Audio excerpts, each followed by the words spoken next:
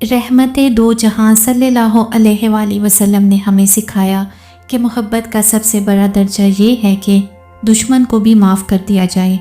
آپ نے طائف کے پتھروں کو صبر سے سہ لیا اور جواب میں بد دعا نہیں دی بلکہ ہدایت کی دعا دی۔ یہی حقیقی انسانیت کا سب سے بڑا معیار ہے۔ حضور صلی اللہ علیہ وسلم کی زندگی ہمیں یہ پیغام دیتی ہے کہ طاقت کا اصل استعمال کمزور کو سہارا دینے میں ہے۔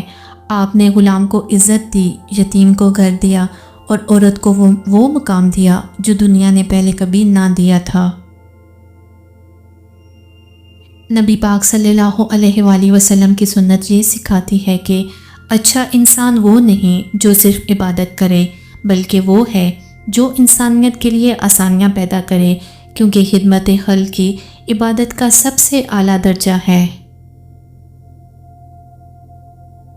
آپ صلی اللہ علیہ وسلم نے اپنی حیات مبارکہ سے یہ درس دیا کہ ایمان صرف زبان کا اقرار نہیں بلکہ دل کی گہرائیوں سے اللہ پر بھروسہ ہے، جس کا عملی ثبوت آپ نے ہر جنگ، ہر دکھ اور ہر فیصلے میں دیا۔ حضور صلی اللہ علیہ وسلم کی ذات مبارکہ روشنی کا مینار ہے جو ہر گمراہ کو سیدھا رستہ دکھاتی ہے۔ آپ نے جہالت کے اندھیروں کو علم اور اخلاق سے مٹا دیا اور پوری دنیا کو انصاف کا ایک ایسا نظام دیا جو قیامت تک قائم رہے گا۔ نبی کریم صلی اللہ علیہ وآلہ وسلم نے ہمیشہ عاجزی کو اپنا زیور بنایا۔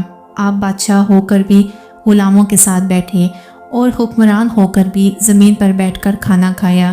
یہ دنیا کو عملی طور پر برابری کا سبق دینے کا سب سے بڑا نمونہ ہے۔